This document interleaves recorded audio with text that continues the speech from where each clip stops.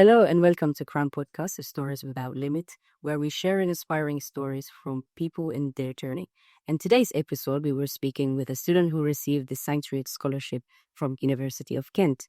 This scholarship supports asylum seeker by covering full undergraduate tuition fee and providing small grant to help with the living costs. Today, I'm having Aws with us, so he'll tell us more in details about these opportunities. Welcome to the podcast. Thank you for having me. Appreciate you. Thank you for coming. Could you just tell us about yourself and your age and where you're from and what you're studying and the year that you have now? My name's Aws. I am 22 years of age. Bit old, God. Currently studying at the University of Kent and my penultimate year studying Actuarial Science. Mm-hmm. Thank you. Tell me about the journey. How is it? How did you come across University of Kent and the Aws Scholarship, which is going to come in more details, but it started with this. It was actually all a coincidence. My journey started in sixth form, where I'm Arab, so my parents, when they look at me, they're like, medicine. Just medicine, that's it. And we're injured. Or there are subtypes, to be fair. But so I was meant to be doing medicine, and then I decided to leave my friendship group after GCSEs because they distracted me a bit too much. I went to a whole completely different school for sixth form, and I was doing chemistry, biology, Arabic, and maths. No. Maths were the I truly enjoyed, but my parents wanted me to do medicine, so I was like, oh, I'll try and do it. Sure. And then, unfortunately, I got a medical condition called inflammatory bowel disease. Sorry to hear that. No, that's so good. And there was a lot of hospital visits, and I was like, nah, I can't do this. Sure. I hate hospitals. Well, I'm Zilwa there. Let's just tell you that. I was like, I despise it so much. I can't imagine my degree after I do so many years of it to just be working there. I just want to say, it's amazing that doctors and nurses do what they do. It takes so much courage because it's so much work. So honestly, bless them for it. Thank you. But on my side, I will say thank you. As a nurse. You're a nurse? I have part-time. Yeah, honestly, the work they do is phenomenal, but I can't do it. Exactly. I haven't got the guts for it. And then I met a friend there whose brother had the exact same idea as me. Sure. And then randomly he decided to go to actuary, like the day before he applied for UCAS. Sure. And it was in Kent. That was my first time hearing about Kent. Mm-hmm. I didn't even know the county Kent existed. Sure. So yeah, it was all news to me. And then I decided to go give it a visit, and I really enjoyed it. Absolutely, that's really nice. But again, in terms of the receiving these scholarships from the university, how did the scheme, obviously, as we mentioned, areas of support asylum seeker with the degree? What made you to apply? Was there a specific, and how did you know you had to? So asylum seekers are not allowed any student loan, whether that's maintenance or tuition. So in a way, I kind of gave up on going uni while I'm year 13 because I was in my asylum application process and there was no reply, no nothing. It was taking a very long time. And for that reason, I was forced to take a gap year. In a way, during my gap year, I started is there a point of uni? You stick into that cycle, your brain, because my brain was very maths active while I was in sixth form. So in a way, I started low-key, not wanting to chase my dream. And I was like, oh, there could be so much risk of me going uni. And before I know it, I have no money. And then what? Wasted a year at uni and then I run out of money straight after. But I heard from someone, I don't remember who told me this, my teacher or my family friend. There was the website called Student Action for Refugees. Mm-hmm. So I went on that, and it actually lists every single university and what scholarship support they have for asylum seekers or refugees. I applied for the University of Kent in year 13 as part of my UCAS application, so it accepted me, and then I decided to defer it by a year. But during the deferral year was me trying to find out if there's any support. Sure. And then I found out about I think it's called Article 25 or Article 26 scholarship, which is the Sanctuary Scholarship. And that's where it started, pretty much. It is really great opportunity, to be honest, because as you mentioned, like when you in the process of your asylum seeker, so you don't have any kind of estates that to help you, even with like kind of trying to apply to anything or try to work or get the opportunity. And it's just, you feel like, because we do have our young people that who comes, even myself, like when the first time I started, it did took really long time because it took me a year and a half until I wait for my, I was in the process again of the asylum, the asylum seeker, like the process. And then it's just, it kind of closed an opportunity of me to continue further because I was at college at that time. And because of DBS check, and I didn't have to kind of clear all of these papers that to be done, and yet we still see other young people who are attending our classes, and that is just taking again. So that's bring us today, like for this episode, like to talk about it so they can know about this opportunity, which is that you. I feel like it did support you, but also it can support other young people as well. 100%. As the support is great from the scholarship. It genuinely is life-changing in my opinion. All of the sanctuary team, they all share one purpose, and their purpose is how to make these guys' lives easier. Yeah. Because they've already gone through enough, and they need the support. That is the purpose of, which is like a very honorable purpose, honestly. It kind of gave you like a sense of belonging. That's where like of obviously the journey that a lot of people, of young people that we see, but also like as you mentioned, those people that support you, but it gives you a sense of belonging that someone is there. Education is not only just attending classes. We always say that to our young people, just to see them coming, that's just another like kind of great opportunity that they continue rather than like just feeling that disappointed of what is going, especially nowadays. Yeah. With the policies that has been changing and not unknowing things. But tell us more about the application, the process, and how did it take long, or there is a criteria that you need to fill in, or there's to meet any criteria? There is a criteria. A criteria changes every year. Yeah. You will find on the University of Kent. By changes, I mean, it's not hard to fit the criteria at all. Sure. They're not asking you to have amazing grades. They're not asking you to come from a really rough background or a really good background. The criteria is pretty much to just recognize this person's actually in need, and we need to support them. While, knowing that they have goals and plans to pursue their career rather than give this person, because it's only limited amount of scholarship they can get here. They can't just give the scholarship to someone who has no passion, no drive, who may just attend university and then either leave midway or decide not to actually pursue their degree or pursue what they want to do. So the opportunity for the scholarship is for people who actually are willing to go through the tough path of university. Sure. Regardless of what degree you want to do, there isn't a limitation on what degree you want to do. It's whatever you want to do, as long as you actually are passionate and willing to pursue it. The other criteria is you have to either be an asylum seeker or a refugee. With refugees, actually, I believe it's going to asylum seekers right now. Refugees do get the student finance. Yeah. Yeah. So refugees do get support, but not the support of like covering tuition fees and stuff. You'll get access to other things, other benefits such as free gym membership, bus pass, which helps travel around camp, applications for hardship funds if you require them. So you have access to these kind of extra benefits. Our asylum seekers get access to tuition fees, a small maintenance fees. By small, it actually does change.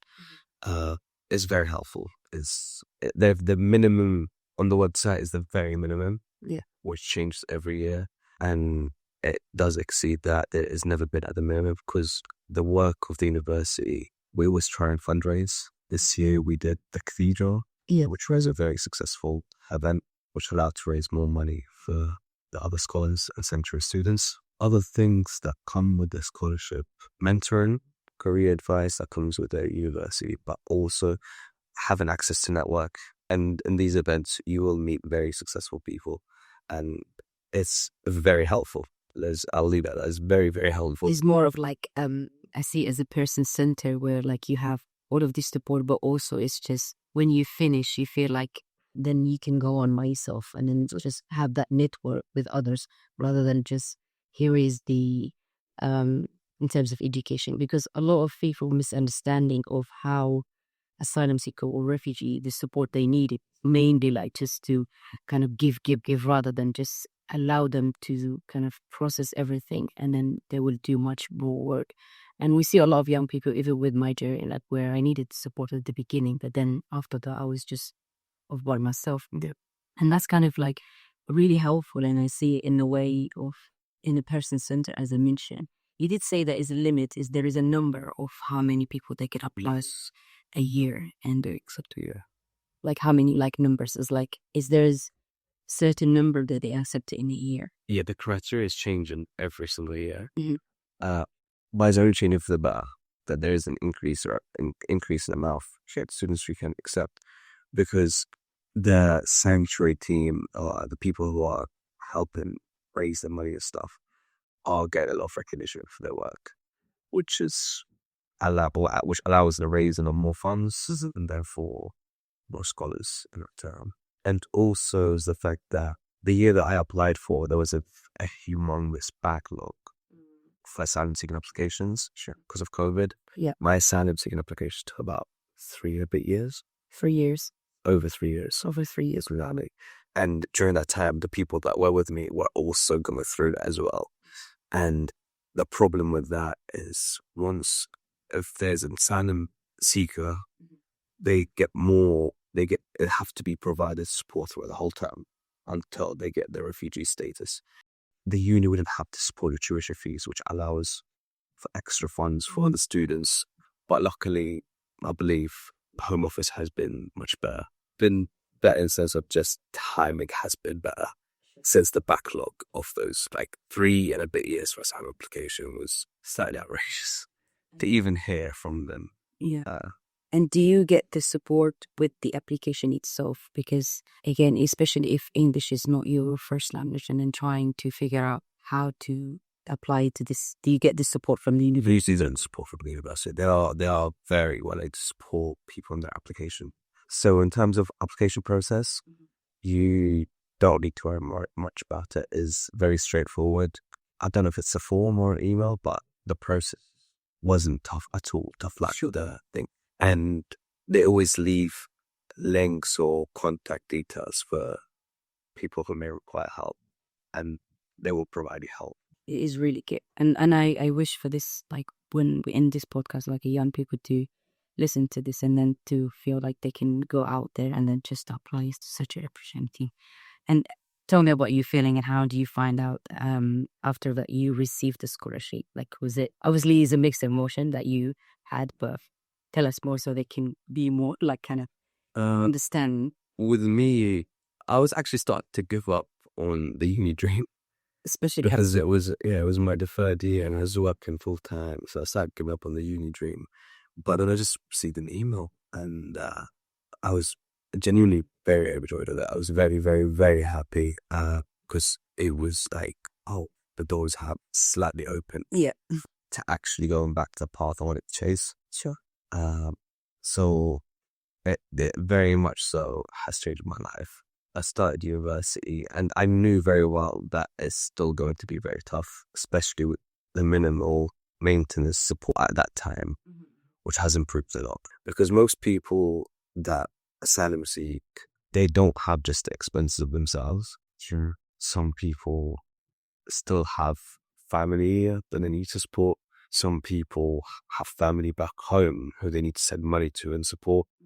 Everyone has their own story. Every person has different struggle that has gone through, and they're still fighting. And how did this opportunity change your life? I mean, I know that I'm going back and forth because it's all about reciprocity. And how do you feel that it's changing your plan, your future plan, in a way that you, I mean, I leave you to tell me more. It wasn't, I could say the basic answer was just allowing me to enter university, which I would chase my career. But it wasn't really just that. I think I actually found more value from the family relationships I've built within the sanctuary team and the scholars. You hear all their stories and genuinely, some of them are very heartbreaking. But not only that, they are. You start seeing how amazing these people are. Sure. Because they've gone through that struggle, they still kept pushing, and it's just like, wow, you've done this, well done. I want to be like you at this situation. And you start also seeing hope in people. Like when you're asylum seeking, it's like you're stuck thinking, oh, this country doesn't even want to accept me. No one wants to accept me, even though I lived here for so long. Yeah. I pay my taxes, all of that, and I'm still not even recognized as a person status. You start thinking, you start losing hope in people. Once you get the scholarship, not scholarship itself, but once you attend university and meet the people that provide you with the scholarship, you genuinely start seeing hope in people. So it kind of revived my soul a little bit. And I started to gain a bit of color in my life again. Yeah. Yeah.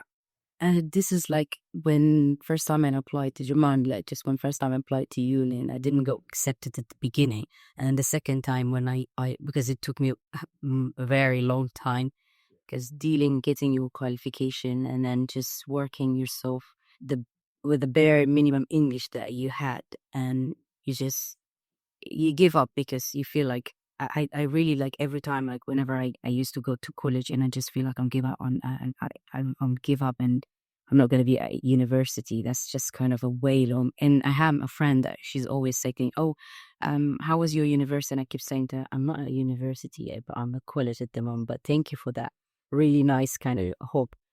And once I started going to uni, it's just make you feel like that's the step, that this is a chapter that you feel like you want to create yourself and which path that you want to go.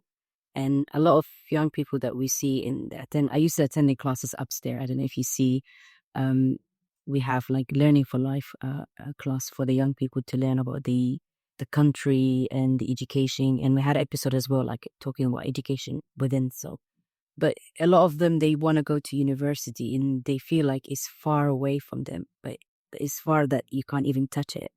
But just having someone to explain, like, no, we went through the same journey. As you said, that you just feel like it's open door and hope.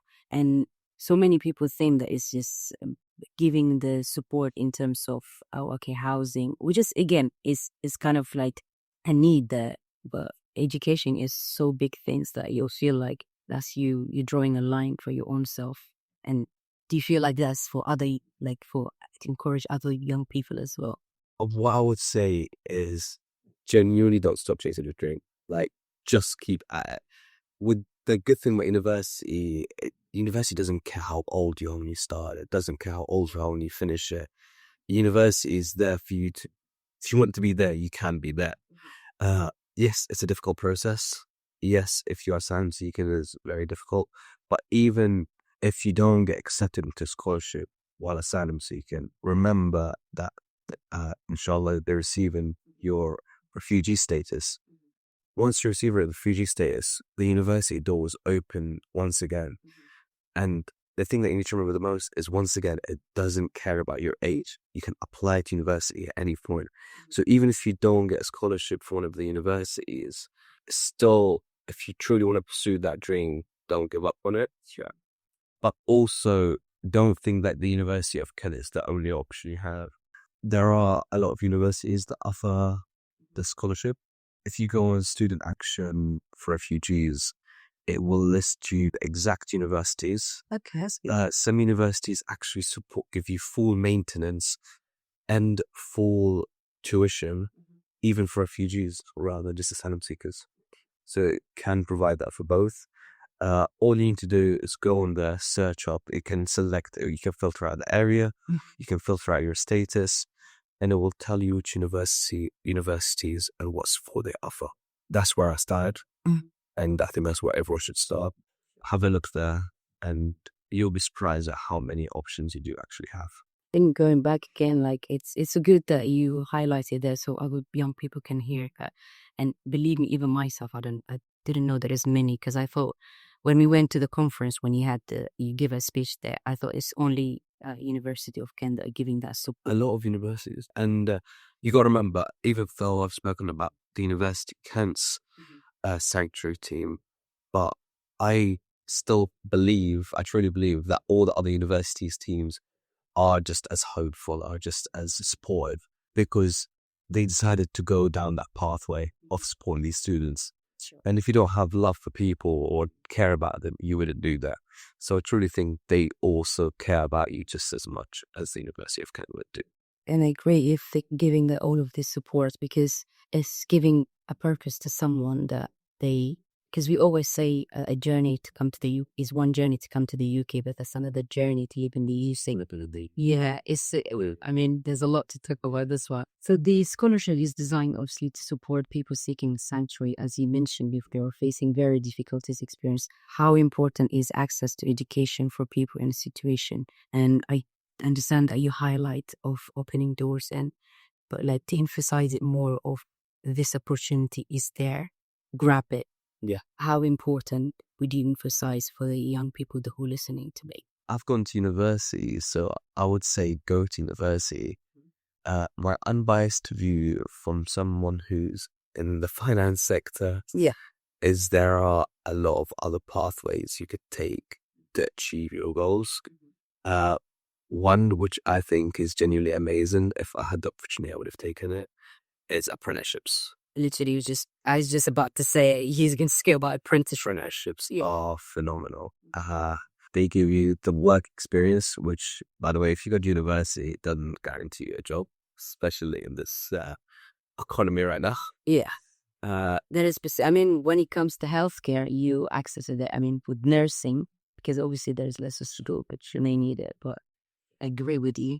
In terms of other sectors, yes, there's not many jobs, unfortunately, especially with the development of AI. That's going very quick right now. Is that what computer science they did now? Yeah. I can tell you that my computer science brains are struggling a lot to try and find. Literally, everything is there. ChatGPT, AI, all of it. So in terms of, don't let the doors close at university. There's a lot of different pathways. Some are a lot more suitable. There are specific degrees and pathways that you actually have to go to university for. My degree is one of them. Nursing possibly is one. I'm not sure, but I know being a doctor is one. Medicine is one. Biomed is probably one as well. There are a few that actually require you to go to university. If what you want to achieve can be done without going to university, I would say save yourself the debt. Don't go through university, because you can gain the job experience and gain the degree itself while doing that apprenticeship as well, the qualification for it. And with the scholarship, is it specific? Is it open to any subject? Is it like to any course that they want to, you can apply, or there is a specific course that the university holds? Of course, that is the University of Kent's requirement, but I'm not sure about other universities. Yes, of course. But it will most likely tell you on the website. Sure. If there is a requirement for a degree. Tell me about your future goals, but then after you finish the course, are you still on it, or have you finished, or are you still? I have not. I still got one more year. My future goals is, so once I finish university, I don't actually become a fully qualified actuary. University only gives me 6 out of 13 certificates that I need to collect. 6 out of 13? Yeah. So it's a very long and devious pathway. Yeah. However, the goal is to get all of them. You know how like Thanos collects the stones? Gonna be collecting the But do you have to do it with the university? No, you don't. You actually technically don't have to do actuary while going to university. You can set the exam separately, the specific exemptions or certificates. However, they are very difficult. It's the pass rate without going to university is very low, and it's also very expensive to sit those exams. And if you fail them, I think you can only fail them so many times. So university gives you that, one-to-one tutoring while also setting the exams for that certificate. So I'll be chasing those certificates. The plan is also I want to do a master's.